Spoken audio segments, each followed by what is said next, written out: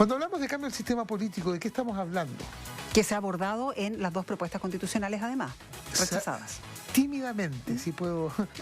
Bueno, depende de la expectativa que tenga cada uno. Se abordó el sistema político, claro, tienes toda la razón, pero cambio, bueno, porque además que no se aprobaron ninguna de las dos propuestas constitucionales. Pero ¿de qué hablamos?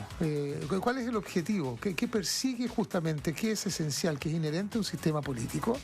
Porque es tan importante la sala de máquinas, se habla distribución, organización del poder. ¿Es factible hacerlo además con incumbentes, por ejemplo? ¿Quién es? ¿Quién lo hace? ¿Quién decide? ¿El Congreso Nacional lo hace? ¿El Legislativo con el Ejecutivo?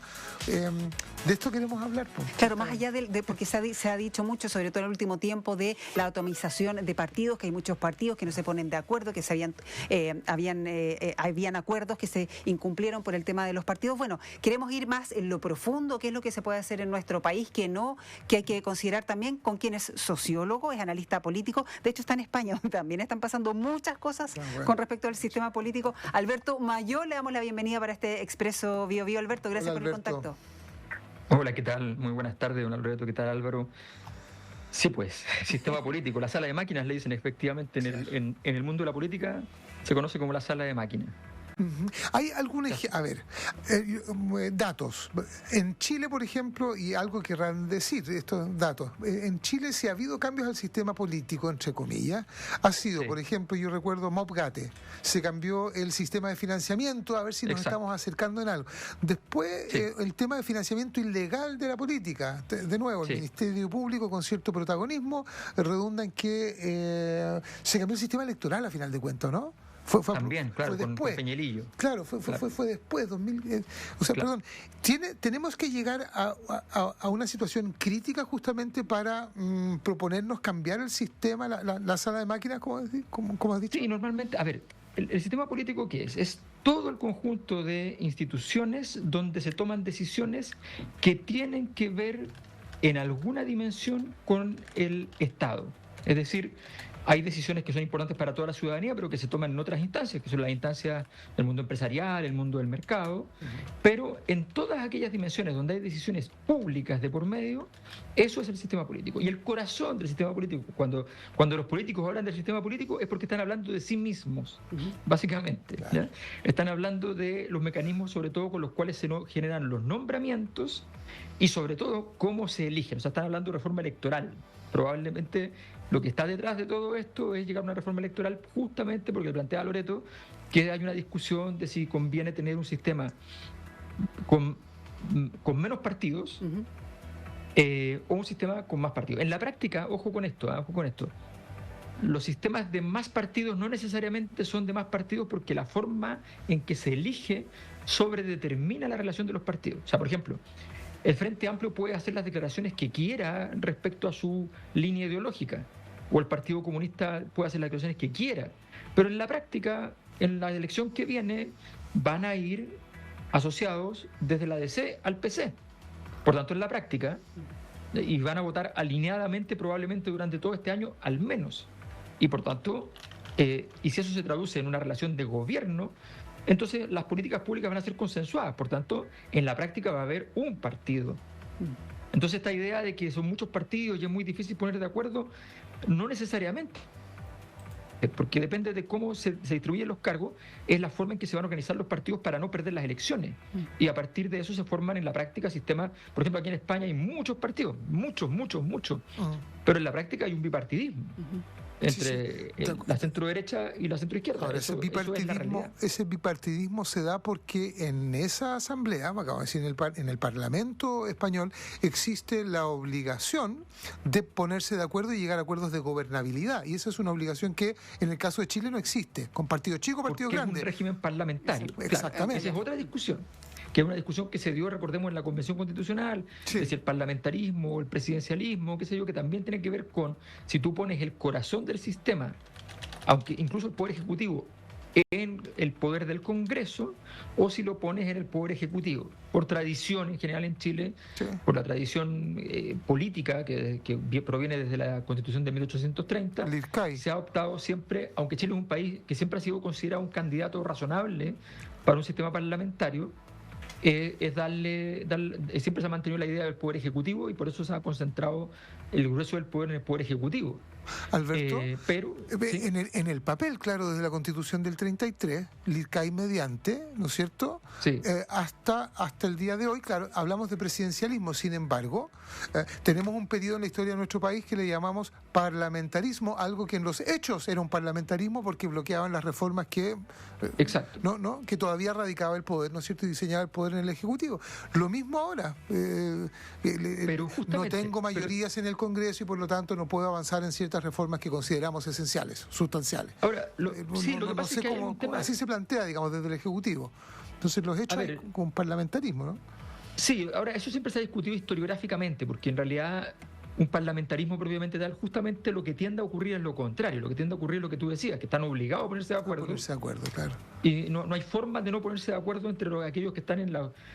esto de salirse de la línea del gobierno, no nos olvidemos durante todas estas décadas de democracia, vimos no sé cuántas veces que un partido apoyaba una propuesta de un gobierno, pero que 3 diputados se salían, por ejemplo. Exacto.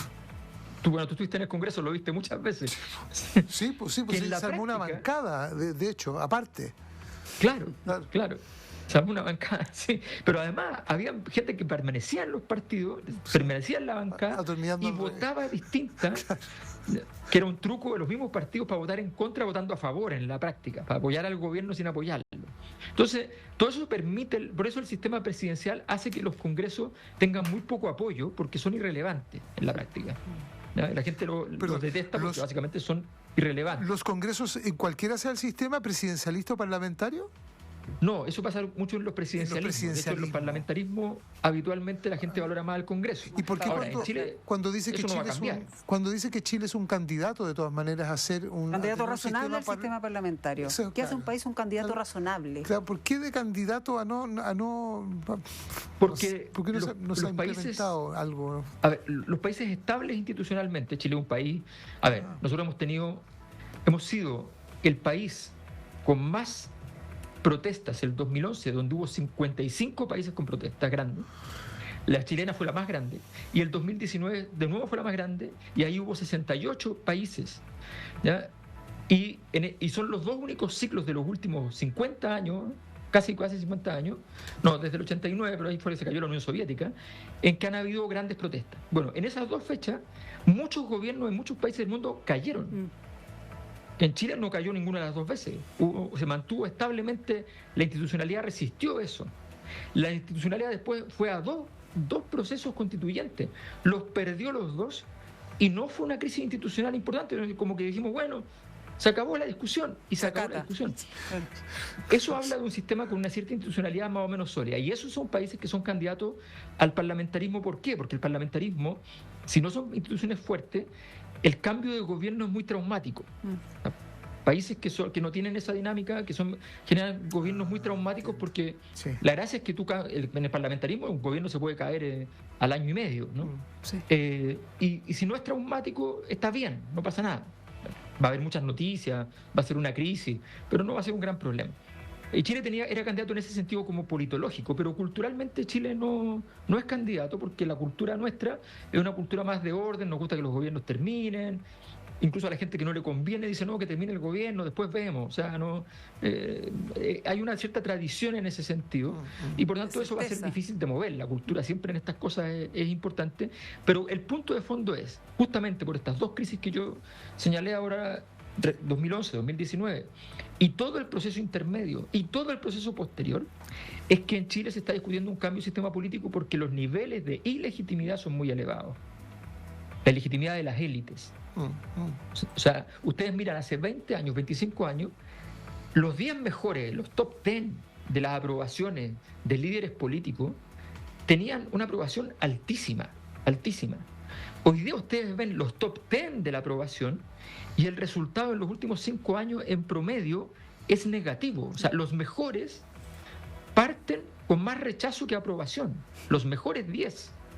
Entonces, hay un problema de legitimidad del sistema que está de fondo y por tanto se está pensando en una reforma del sistema político. Pero aquí hay una cosa que los colegas cientistas políticos creo que tienen normalmente un sesgo en ese sentido, que es como pensar que problemas políticos se solucionan solo desde la política. Hay un problema y es que los problemas sociales de Chile que dieron curso a la crisis, esos problemas no están resueltos. Sí. Se han morigerado algunos de ellos, pero no están resueltos. Y cuando tú miras eso, la probabilidad de que el sistema político haga una reforma y encuentre legitimidad en esa reforma es muy baja. Y gastar la segunda bala de plata, porque estamos hablando de la primera fue la Constitución, la segunda bala de plata, gastarla en eso, al final va a ser una máquina, una negociación de quienes quedan con más cupos, quienes quedan con un sistema político más afín a sus intereses, y eso no va a servir como legitimación. Alberto, y justamente en ese punto, porque se habla ya de esta reforma al sistema político, lo que decía Álvaro, que generó polémica en un principio lo del presidente, que tuvo que aclararlo en su gobierno, en fin, pero ¿quién lo va a hacer? ¿Y cuál es la legitimidad, justamente por lo que estás diciendo ahora último, de que lo haga el Congreso, que son también incumbentes, ¿no? Porque cómo ellos van a votar con todo el historial reciente que hay, con toda la valoración o la no valoración que tienen en la ciudadanía, para que nos sentemos y digamos, ok, ¿qué sistema político queremos en nuestro país? ¿Qué es lo que queremos cambiar? Y son ellos mismos, los políticos, los que lo van a diseñar, los que lo van a votar, o ves que podría ser de otra forma también, un plebiscito o algo así. Mira, es un súper buen punto. A ver, los plebiscitos para temas como este son complejos porque se vota por... ahora, los chilenos demostraron una madurez importante en el proceso constituyente. O sea, objetivamente, guste o no guste, los dos procesos constituyentes tuvieron muchos errores y el contenido de los dos textos era un contenido de mala calidad. ¿No? De mala calidad, da lo mismo lo que piense uno, pero estaba mal hecho. Y la gente votó en contra las dos veces, lo que es un acto de responsabilidad. O sea, es un acto es valorable. Y votó una vez en contra de la derecha y votó otra vez en contra de la izquierda y no hay problema. O sea, entonces creo que en ese sentido, y si ustedes se fijan, después de la última votación que fue contra la derecha, los datos presidenciales de los candidatos de derecha no bajaron ni un punto. O sea, la gente siguió apoyando a los candidatos de derecha, pero votaron en contra de la propuesta de la derecha. O sea, eso es muy interesante. Sí.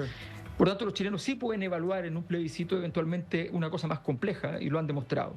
Ahora, siempre entrar en fases plebiscitarias y abrir la puerta de una democracia plebiscitaria, que todo se va a plebiscito, es delicado, porque se empiezan a quedar cosas incoherentes entre sí. La verdad es que uno no puede preguntar todo, porque sencillamente se arman discusiones más bien comunicacionales por cada tema y en general uno trata de hacer un sistema más orgánico, sí, porque si no las incoherencias empiezan a cambiar.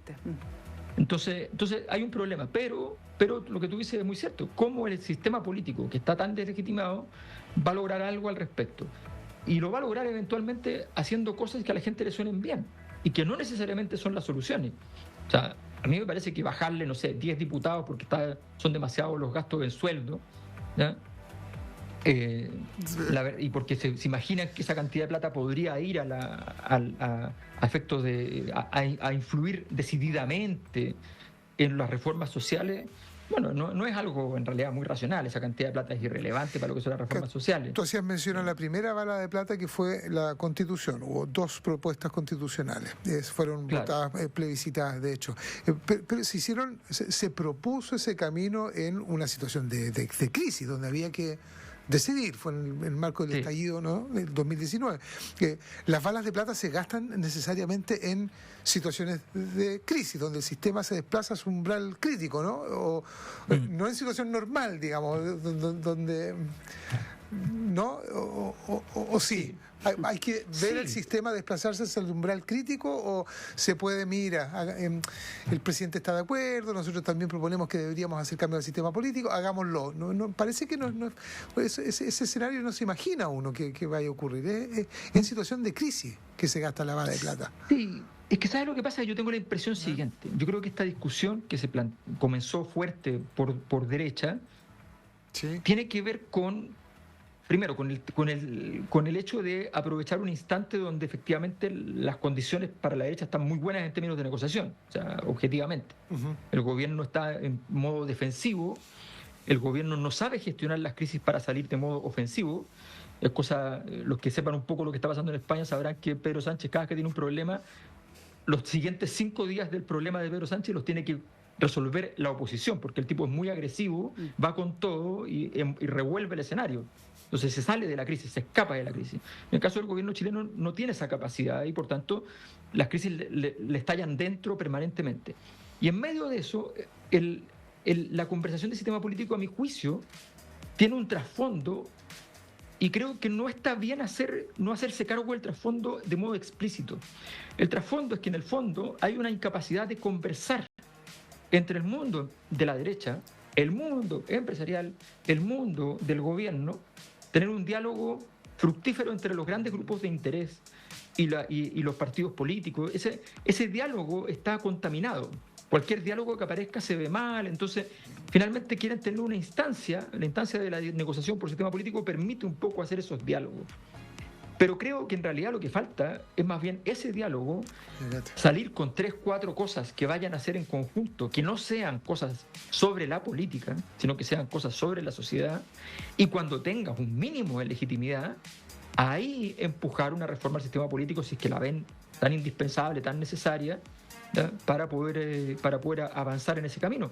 Pero da la impresión de que a mí me parece que es una jugada que está buscando más bien abrir un escenario de conversación para conseguir esta necesaria, que es verdad que es necesaria, tregua entre los sectores políticos, pero en realidad esa tregua se puede conseguir perfectamente con un poquito de buena voluntad, con un poquito de organización, con cierta capacidad de no, después de dar la mano al día siguiente, hacer una declaración altisonante para mantener a la tribu contenta. O sea, responsabilidad política. Quizás con eso bastaría. Claro, y teniendo como foco también el bien común, que es lo que no hemos visto mucho acá. Alberto, para terminar también, tú bien conoces la política, los políticos que están ahora, ¿tú crees posible una reforma, un cambio del sistema político de aquí a 2 años? Sí, yo creo que con lo que dijo el presidente, yo creo que abrió la puerta y eso va probablemente a... ¿Que se pongan de acuerdo para eso? Yo creo que hay posibilidades de un acuerdo, porque lo que la presión que va a ejercer la derecha con los temas que tienen, que no son muchos además, son pocos. La pregunta de fondo es otra. En realidad, se va a hacer cargo del grueso de los temas. A ver, todos los nombramientos son parte de lo que es un diseño de sistema político, no solamente las elecciones. Cómo se nombra al fiscal nacional, sí, cómo se nombra al general director de Carabineros, todo eso es parte de la decisión de un sistema político. Y todo eso, la pregunta es si vamos a entrar en esa discusión, es mucho más compleja, mucho más enredada, y no tengo muy claro que se pueda llegar a acuerdo. El tema de la negociación electoral es relativamente simple, porque en la práctica, si la mayoría del Congreso ve que más o menos le conviene, claro, la va a aprobar. Claro. Particularmente a los parlamentarios en ejercicio, con mayor razón. Los incumbentes, claro, son incumbentes. Claro. Es menos ostentoso que cambiarse el sueldo, pero se parece. Bien parecido. Alberto Mayor es sociólogo, analista político, está ahí en España, donde también está bien candente los temas. Vamos a ver el lunes lo que va a suceder. Alberto, como siempre, muchas gracias por el contacto acá con la radio. Gracias a ustedes. Gracias, un abrazo.